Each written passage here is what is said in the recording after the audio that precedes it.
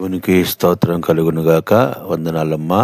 అయ్యా వందనాలు. మీకు దేవుడు తోడుగా ఉండాలని, మీ కుటుంబాలు దీవించాలని మేము ప్రార్థిస్తున్నాము. మా కొరకు కూడా ప్రార్థన చేయండి. మీ సమస్యలు ఏమన్నా ఉంటే వాటిని కామెంట్ రూపంలో పెట్టండి.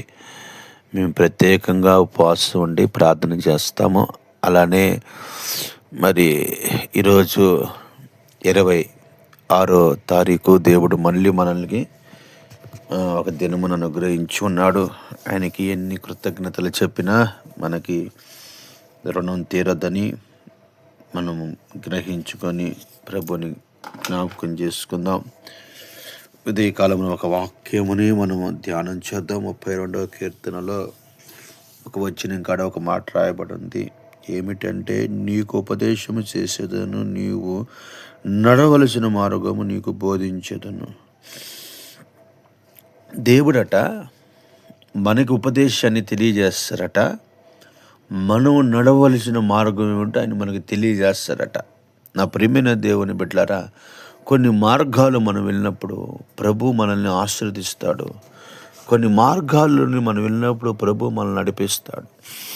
ఎవరికి ఆయన ఉపదేశాన్ని తెలియజేస్తాడో, ఎవరికి ఆయన ఉపదేశాన్ని బయలుపరుస్తాడు అని మనము గ్రహించుకున్నప్పుడట దేవుడు మనతో మాట్లాడుతున్నాడు. ఏమని మాట్లాడుతున్నాడంటే, చాలా జాగ్రత్తగా ఎవరికి ఆయన బోధిస్తాడో మొదటగా మనం గ్రహిస్తే, యెహోవా ఉత్తముడై యథార్థవంతుడే ఉన్నాడు, తన మార్గములను పాపులకు ఆయన ఉపదేశించును. పాపములో ఉన్న వాళ్ళని ప్రభు అంట ఆయన వాక్యాన్ని చెప్పి బోధిస్తాడంట.